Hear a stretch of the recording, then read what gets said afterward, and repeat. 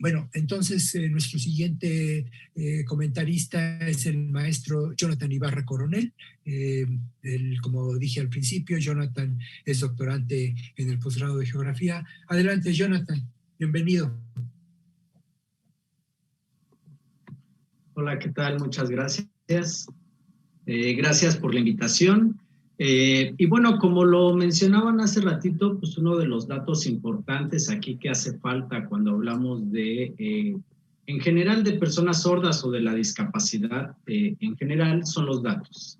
Y precisamente sobre ese tema es del que voy a abordar un poquito, enfocado desde un ámbito espacial. Yo soy candidato a doctor en geografía y entonces es uno de los puntos importantes que a mí me interesa abordar, la perspectiva espacial. Para ello tengo una presentación, si me ayudan colocándola, por favor. El tema que tengo en la presentación es personas sordas en la Ciudad de México, retos y posibilidades de acción en esta ciudad. Para ello entonces me sitúo como en dos dimensiones. Una que va a ser la Ciudad de México, pero también a nivel país. Y aquí hago un pequeño paréntesis porque vamos a tener una problemática a partir de los datos y de la forma en la que se presentan esos datos, y lo vamos a ir viendo conforme avance la presentación.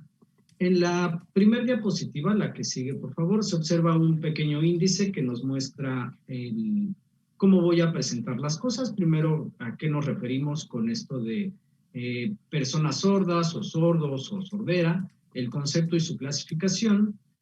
Las estadísticas de las personas con discapacidad en México y la comunidad sorda en nuestro país, pero también en la Ciudad de México, para terminar con algunos retos que nos presenta esta comunidad sorda y sobre todo lo que tendría que hacer nuestra Ciudad de México o lo que tendría que hacer a nivel país para poder dar solución a diferentes problemas. ¿Cuáles son los retos que existen?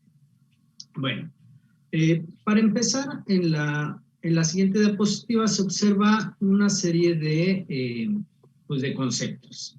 El concepto lo tenemos que ver desde dos perspectivas. Esto es algo bien interesante porque cuando hablamos del concepto de sordera o las diferentes palabras que más adelante vamos a abordar, lo tenemos que entender desde dos perspectivas. Una que puede ser la perspectiva biomédica y otra que es lo sociocultural, que quizá es la que nos interesa más en este caso.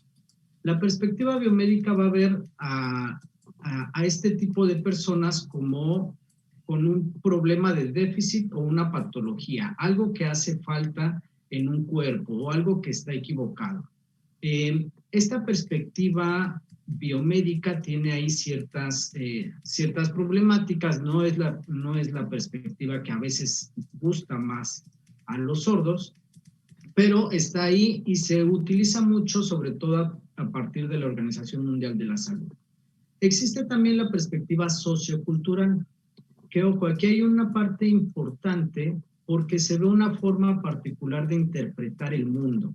Esa forma particular de interpretar el mundo está en función de cómo se percibe. Hay una forma distinta de verlo, hay una forma distinta de percibirlo a través de la ausencia del oído. Se genera una identidad y una comunidad sorda. ¿Esto por qué se va a generar? Bueno, a partir de una identidad que se va a unir principalmente con algo que es la lengua de señas mexicana. No es lo único, pero sí va a ser la forma que nos va a dar unión a un tipo de comunidad que se va a empezar a juntar y nos va a dar unas ciertas características de identidad a este grupo de población. No tanto visto como la falta de audición, sino más bien por una forma de entender y de vivir en el mundo, a lo mejor provocado por una falta de audición, pero también por el entorno que existe a nuestro alrededor, por las características de nuestro espacio y también enfocado en el lugar en donde se vive, porque no va a ser lo mismo tener este tipo de problemáticas en Ciudad de México que tenerlas en el norte del país o tenerlo en otro país, pensemos en Europa o en Asia, donde esto va a ser totalmente diferente. Incluso la lengua de señas se modifica de país a país, que también ese a veces es un error frecuente en la población en general, que creemos que la lengua de señas es la misma, que es universal. Y esto va a cambiar y cambia porque existen diferentes formas de interpretar el mundo en los diferentes lugares donde se vive, diferentes culturas. En la siguiente diapositiva, por favor, lo que se puede observar es la clasificación que se tiene de esto. Y esto nos invita a pensar en la complejidad que hay detrás de todo esto. Hablar de la sordera a partir de la edad de aparición, que esto nos lo decían ya en la primer ponencia, donde puede ser antes de adquirir la lengua oral o puede ser cuando se sabe hablar pero no se sabe leer, ¿no? O sea, ¿en qué edad aparece? Si es prelocutiva, perilocutiva, prebásica, postlocutiva, en fin. Es decir, ¿en qué momento va a aparecer esta complicación? También va a estar a partir del grado, porque no va a ser lo mismo una persona que tenga una sordera profunda o que no escuche casi sonido alguno, a una persona que tenga un grado de pérdida ligero. Entonces aquí vamos como entremezclando diferentes tipos de personas que coexisten y que a veces ahí está el problema, porque en un solo concepto tratamos de meter a diferentes tipos de personas y ahí hay una complicación ya de entrada porque no van a ser lo mismo, ¿no? Y a veces la población en general los toma como si fuera una sola cosa y realmente no es así. En la siguiente, por favor, en la siguiente diapositiva, también vemos otra clasificación, porque también hay que ver dónde se localiza, ¿no? O sea, dónde está la problemática en función de del cuerpo. Si es conductiva, neurosensorial, si es central, si es mixta, también hace un momento nos mencionaban eso. El origen, ¿no?, de esta etiología, si fue un problema prenatal, fue postnatal, si está asociado a un síndrome, puede ser de diferentes tipos. Ahora, aquí a lo que voy es que tenemos que ser conscientes de que este problema tiene múltiples fases, que las personas no son una, que no todas, una persona con sordera no va a ser igualita a la que está a un lado, van a tener diferentes características y por tanto habría que ver esas particularidades para abordar esta problemática, ser conscientes de que no van a ser iguales y la forma en la que la adquirieron, la localización en donde está el problema, pensando en el cuerpo o el origen, va a ser totalmente distinto y de ahí vamos a ver entonces, como mencionaban también, si esta persona adquirió esa sordera en edad avanzada o si es de nacimiento o fue en una edad escolar. Va a haber ahí diferentes problemáticas que habría que abordar. En la siguiente, por favor. Entonces se observan diferentes conceptos en la siguiente diapositiva. Llamarles personas con limitación para escuchar. Y aquí vamos a tener como problemas de cómo vamos a hacer las estadísticas. Porque por ejemplo, personas con limitación, lo utiliza el INEGI. Y aquí va a haber una complicación porque no necesariamente una limitación para escuchar se traduce en sordera, ¿no?, o en personas sordas o como miembro de la comunidad sorda. Pero son los datos oficiales que tenemos a partir del INEGI. Entonces, desde ahí ya va a haber una complicación para saber cuántos somos y dónde estamos. O decirle sordo. Hay una complicación también cuando hablamos de sordo o de persona sorda a partir de los conceptos de discapacidad y de persona con discapacidad, que también es un caso complejo de los disability studies, que también tienen diferentes connotaciones. Entonces, ahí en la parte inferior, pues se ve ese recuadro amarillo que nos dice que existe un problema para recabar información y datos estadísticos por las diferentes formas que lo mencionamos. No me gustaría entrar tanto en discusión de cuáles serían las formas correctas o incorrectas de nombrarlo, porque esto depende pues del cristal con que se mire, pero sí hay un problema para la información estadística. En la siguiente diapositiva se observan entonces algunos datos. Por ejemplo, para responder esto del cuántos y el dónde, pues vamos a fuentes oficiales, pero incluso las fuentes oficiales nos dan datos distintos. De una manera general, cuando hablamos de personas con discapacidad, que es la forma más sencilla de acercarse a este grupo, vemos que hay diferentes datos. La Encuesta Nacional de Salud en el año 2000 decía que solo había en México un 2.3% de la población en México tenía discapacidad. Pero este dato era diferente cuando veíamos el Censo de Población y Vivienda del 2010, que decía que era el 5.1% de la población. La Encuesta Nacional de Percepción de la Discapacidad mostraba que era el 6.2%.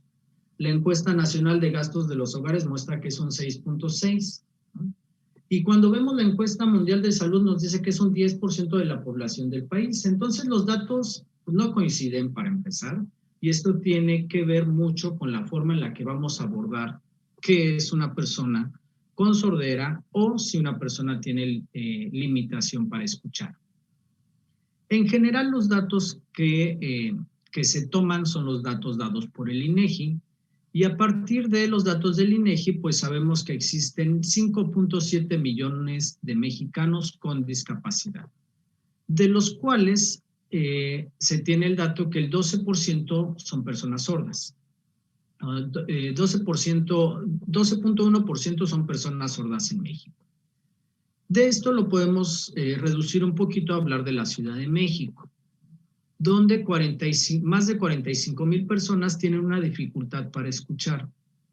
Y lo pongo con esas palabras porque son las palabras que nos da el INEGI. Es difícil decir aquí cuántos sordos son, más allá de los datos que nos pueden dar las asociaciones, que también no tienen los registros totales, porque sale de sus alcances. Ellos tienen a veces datos de la comunidad que está en su cercanía, pero no exactamente de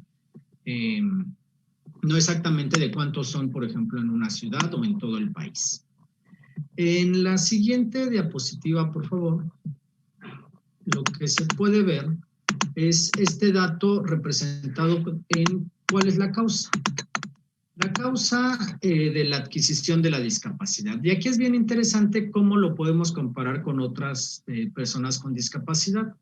Por ejemplo, la limitación para escuchar se adquiere principalmente por edad avanzada. Edad avanzada y en segundo lugar por alguna enfermedad.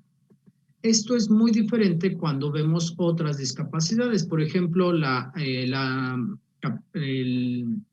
limitación para ver o la discapacidad visual se adquiere principalmente por enfermedad y en segundo lugar la edad avanzada. Entonces ahí habría que ver el punto en el cual nos tenemos que enfocar para poder dar soluciones a veces a ciertas problemáticas, ¿no? Dependerá cuál es el objetivo. Pero aquí es bien interesante ver en qué momento es la causa de adquisición, si es el nacimiento, si es por enfermedad, si es un accidente, por edad avanzada, etc. En la siguiente diapositiva nos aparece otro dato interesante, que es el porcentaje de la población según el tipo de discapacidad o limitación en México. Y entonces ahí se ve que en porcentaje representa un 9%. Ojo, aquí también los datos de INEGI pueden ser sería un análisis crítico para saber si estos datos son confiables o no lo son. En la siguiente diapositiva se observa también una comparación. Esta comparación nos dice las causas en la limitación específicamente para escuchar, ¿no? Esta es la comparación que mencionaba hace un momento. Cómo la edad avanzada se modifica. Edad avanzada es la primer causa en la limitación para escuchar, pero se modifica cuando hablamos de discapacidad en general. Y lo mismo pasa cuando hablamos por causa de enfermedad, donde se transporta a la número 1 cuando hablamos de la discapacidad en general. En la siguiente diapositiva, por favor,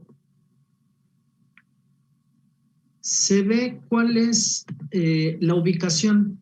¿Dónde está esta población con limitación para escuchar en México, viendo los estados de la República?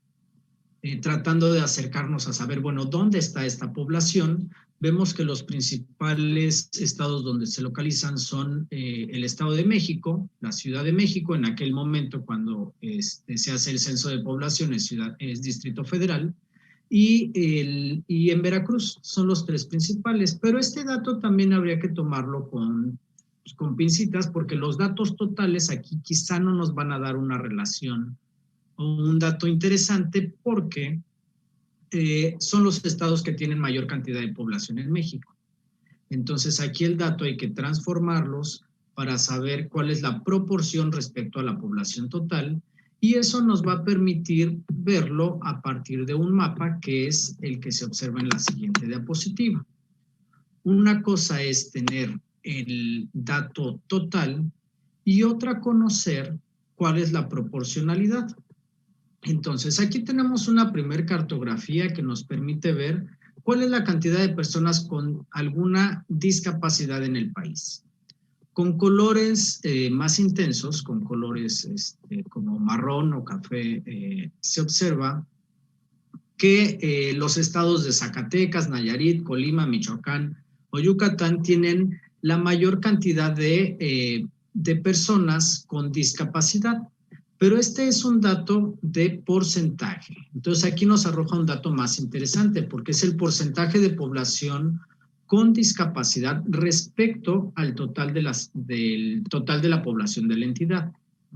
No al total de cuántos tiene, porque si no, llegaríamos siempre a los mismos estados: Ciudad de México, Estado de México y Veracruz. Quizá después incluirían otros estados como Puebla.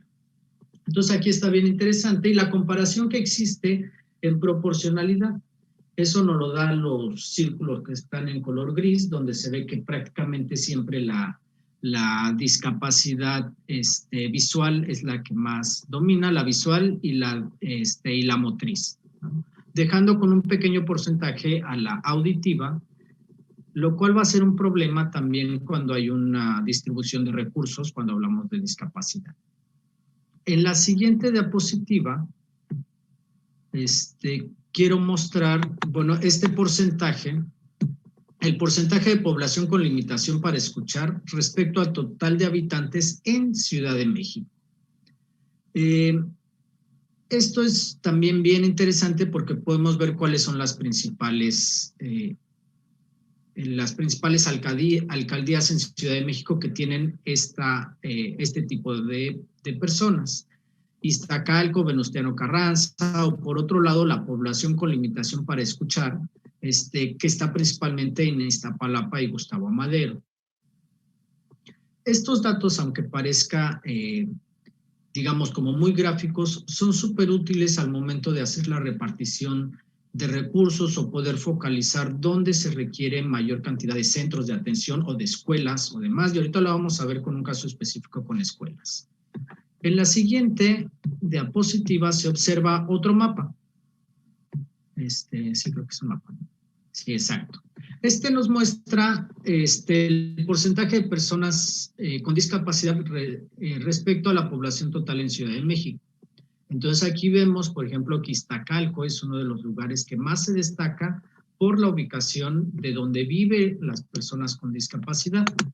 Sin embargo, siguen siendo la población con discapacidad auditiva la menos o de las menos representativas. Siempre está la motriz y la visual por frente, y son colectivos también que a veces tienen mucha más fuerza y que a veces tendríamos que equiparar su fuerza política con el movimiento de la comunidad sorda. En el que sigue se ve ya específicamente, en la siguiente diapositiva, de manera específica, el porcentaje de personas con limitación para escuchar respecto a la población total. Entonces aquí ya no tratamos el dato de totalidad, sino viendo una proporción. Respecto a cuántos habitantes existen en la delegación, pues entonces vemos que ese porcentaje de personas se modifica. Y entonces ahora tenemos a Benito Juárez, a Miguel Hidalgo, Magdalena Contreras, Milpa Alta, etc. Entonces aquí es información importante dependiendo del uso que se le da a esta información y cómo lo queremos ver. Si queremos ver una cantidad de recursos, un uso político o cómo lo plasmamos en estas situaciones. En las siguientes diapositivas, son 3 diapositivas que podemos ver de manera seguida. Se va a ver un mapa, este es el mapa, pero a nivel AGEP. Este es a nivel AGEP, solo tomando la Ciudad de México. El que sigue muestra los mapas también a nivel AGEP, pero tomando toda la zona metropolitana. Y entonces aquí ya estamos reduciendo la escala para ver dónde se ubican, porque incluso podemos saber a través de la geografía, de los sistemas de información geográfica, dónde viven estas personas. Y con los datos del censo que se aproxima el que se tomaron los datos y que saldrán próximamente, esta información estará súper actualizada. Esto de aquí es de 2010, tendremos que esperar unos cuantos meses para tener los próximos datos y actualizar esta información y saber dónde están las personas con discapacidad, dónde están las personas que tienen alguna limitación para escuchar. Y entonces sí, podemos situar muy bien nuestras escuelas, podemos saber dónde debería haber empleos y demás, ¿no? O al menos generar ciertas hipótesis. La siguiente diapositiva hace una comparativa, donde vemos entonces estos AGEP también y se comparan con el índice de marginación. Entonces vemos que aquí también hay una cierta relación, porque el índice de marginación en Ciudad de México tiene un patrón que va hacia la periferia. Y cuando vemos el de las personas con discapacidad, tiene un patrón un poco difuso. Digamos, es contradictorio respecto a lo que la teoría, cuando hablamos de discapacidad y de personas, de todos los tipos de discapacidad, nos dice que esta está muy relacionada con la pobreza. Bueno, al parecer esto se plasma en muchas ciudades, pero la Ciudad de México tiene una característica un poco diferente, tal vez aquí. Esto lo podemos mezclar incluso con cuánta accesibilidad hay hacia los lugares, si son zonas de trabajo, qué características tiene cada uno de estos AGEP y demás.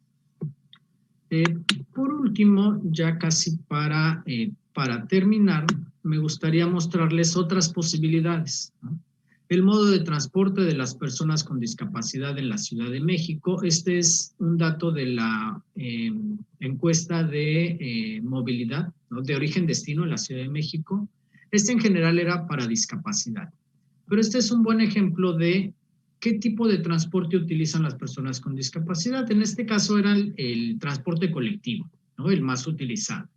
Bueno, pues ahí entonces hay que generar ciertos programas, ciertas políticas que nos ayuden a identificar o que nos ayuden a movilizar a más gente, incluso ahí, o al revés, ver por qué es que la gente no está utilizando el trolebús, siendo que es uno de los transportes más baratos y económicos dentro de la Ciudad de México.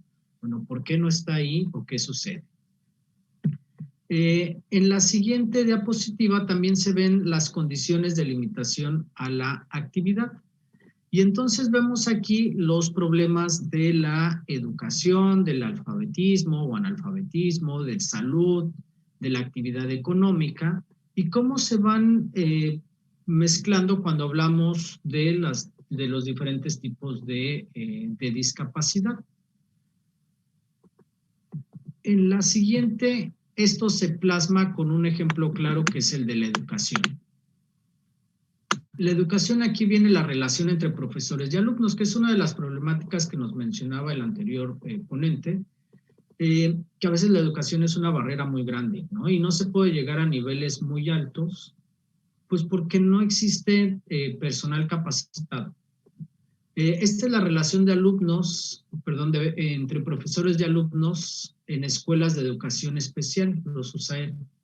Y vemos que hay unos estados que tienen capacidad, y no me gustaría decir buena capacidad, simplemente una capacidad, y otros que realmente no la tienen, ¿no? En la siguiente diapositiva se ven estos, que igual los podemos pasar de manera rápida. Se ven alumnos que los datos que arroja la SEP, según niveles educativos. Aquí se ve cuáles son los estados que tienen estos niveles educativos. Ya hay un problema aquí otra vez con los datos, porque la SEP los marca como aptitudes sobresalientes u otras condiciones. O sea, están englobados en esa categoría. Los sobresalientes o los que tienen otras condiciones. Este es para los alumnos del campo. En la que sigue se ve la gráfica, pero de alumnos de posgrado y alumnos de licenciatura.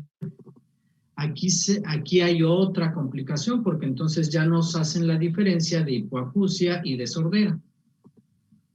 Que ok, me parece interesante esta división, pero ya no es comparable con los datos que tengo yo de INEGI, ¿no? O sea, ¿cómo comparo ahora estos datos con los anteriores? Y vemos que son los que ingresan en poca cantidad a niveles de posgrado y a licenciatura.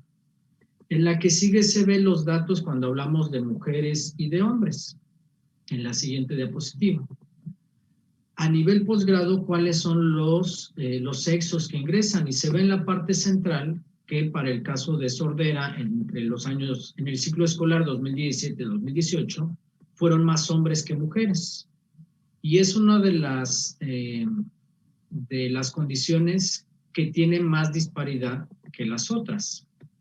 Pues también son datos bien interesantes para saber, bueno, ¿por qué hay más hombres ingresando en ciertas discapacidades y por qué mujeres en otras discapacidades? En la que sigue se ve una gráfica parecida de sexo, pero a nivel licenciatura. Y entonces aquí está un poquito más pareja la cosa. Pero vean la diferencia de números. Aquí hablamos de 442 y 345 personas. En el anterior no llegábamos a esos niveles. Por último, tenemos dos diapositivas que nos muestra a nivel bachillerato cuántos están. Y vean el porcentaje de personas. Solo el 3% y el 2% de hipoacusia y de sordera, ¿no? Tomando que el porcentaje mayor siempre lo ocupa baja visión, que son los que más acceden, no necesariamente los que más terminan la educación, pero sí los que más acceden a ella, y parecería que estos están un poquito olvidados, ¿no? En la siguiente diapositiva se observa los alumnos de nivel secundaria con discapacidad. Y ahí se ve también la hipoacusia y la sordera, que es la forma en la que lo divide la SEP.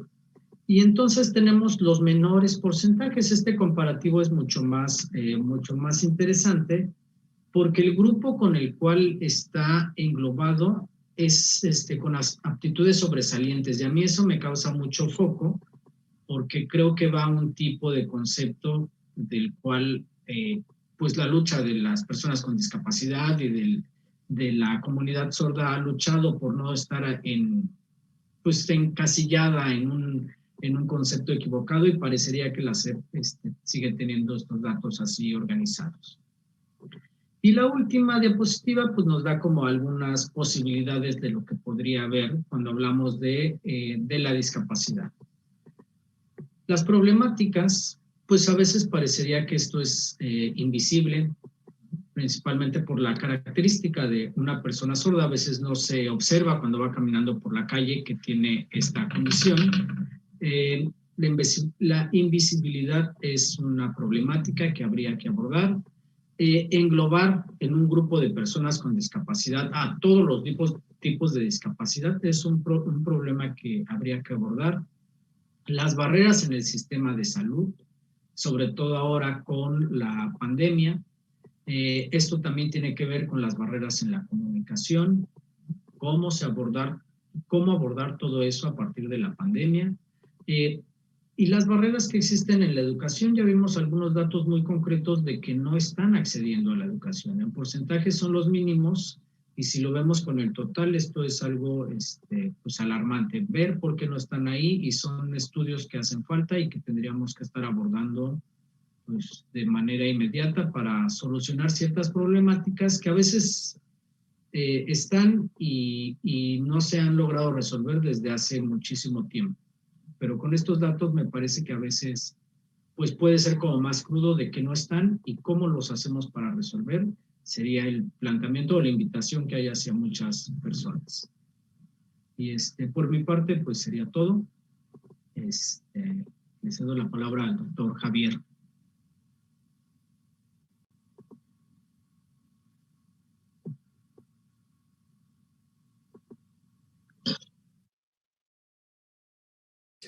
Sí, disculpa, no había prendido el micrófono. Pues muchas gracias, Jonathan. Además de felicitarte, ya para mí prácticamente esto podría funcionar como un examen de grado. Creo que es muy completa la visión que nos presentas, muy profesional, yo diría con una profundidad en la visualización, en la percepción del problema por investigar y sobre todo yo creo que la espacialidad del problema, que creo que nos ha ayudado mucho a comprender el tema de los sordos en México.